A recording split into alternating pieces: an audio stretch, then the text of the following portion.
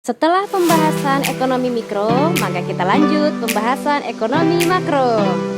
Yang pertama, apakah itu ekonomi makro? Makro yang artinya besar, maka dapat kita simpulkan ekonomi makro yaitu ilmu yang mempelajari hubungan antara agregat yang lebih luas seperti pendidikan nasional, inflasi, pengangguran, dan neraca. Nah, selanjutnya di sini kita akan membahas perbedaan analisis teori ekonomi mikro dan ekonomi makro. Nah, kalau dari segi harga, ekonomi mikro, analisis harga itu tentang suatu barang tertentu. Sedangkan ekonomi makro, analisis harga tentang harga secara keseluruhan. Setelah bahan analisis harga, kita lanjut ke bahan analisis unit analisis. Kalau secara ekonomi mikro, yaitu analisis tentang tingkah laku pelaku ekonomi tertentu seperti produsen dan konsumen.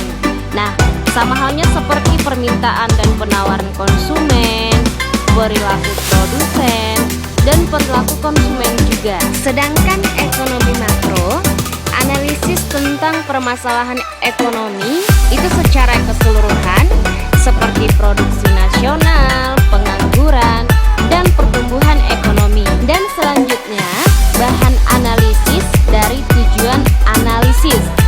Dari ekonomi mikro, di sini memahami bagaimana mengalokasikan faktor produksi agar dicapai kombinasi yang tepat.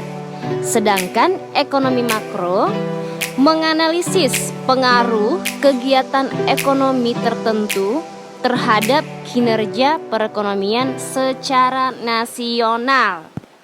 Setelah pengertian ekonomi makro, kita masuk ke pembahasan indikator prestasi kegiatan ekonomi makro. Apa aja indikatornya?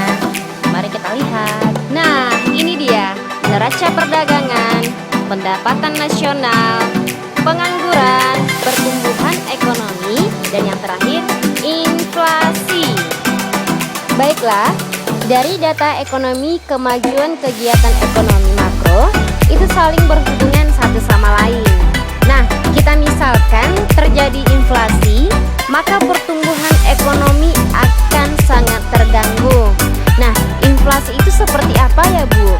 Atau apa sih, Bu, inflasi? Nah, jadi kita misalkan produksi sebuah getuk.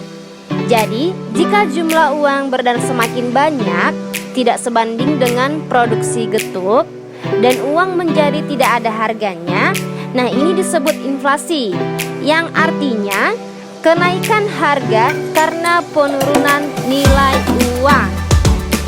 Hore, kita masuk ke pembahasan yang ketiga, kebijakan ekonomi makro.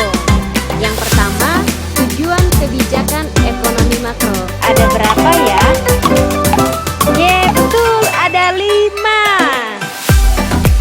Sesuai yang di buku kalian, itu ada 5. Yang pertama, menstabilkan neraca pembayaran dan kurs valuta asing. Yang kedua, mengusahakan pertumbuhan ekonomi. Yang ketiga, mencapai penggunaan tenaga kerja penuh tanpa inflasi. Yang keempat, menghindari masalah inflasi. Dan yang kelima, menstabilkan kegiatan ekonomi. Nah, tahap selanjutnya yaitu kristalisasi kebijakan ekonomi makro. Nah, yang pertama, kebijakan moneter, yaitu kebijakan yang dirancang oleh pemerintah dalam rangka mempengaruhi jumlah uang yang beredar untuk memperbaiki kinerja perekonomian. Yang kedua, kebijakan fiskal, yaitu kebijakan yang bertujuan memengaruhi jumlah pengeluaran dan penerimaan pemerintah. Dan yang terakhir, kebijakan dengan arah harga barang murah dan bermutu.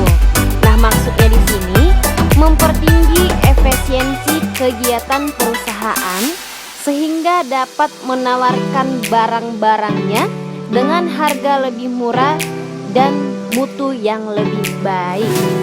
Nah, setelah pembahasan ekonomi makro dan ekonomi mikro, maka dapat disimpulkan hubungan ekonomi mikro dan makro menurut Gregory merupakan perubahan yang ada pada ekonomi makro merupakan hasil dari perubahan yang terjadi dalam ekonomi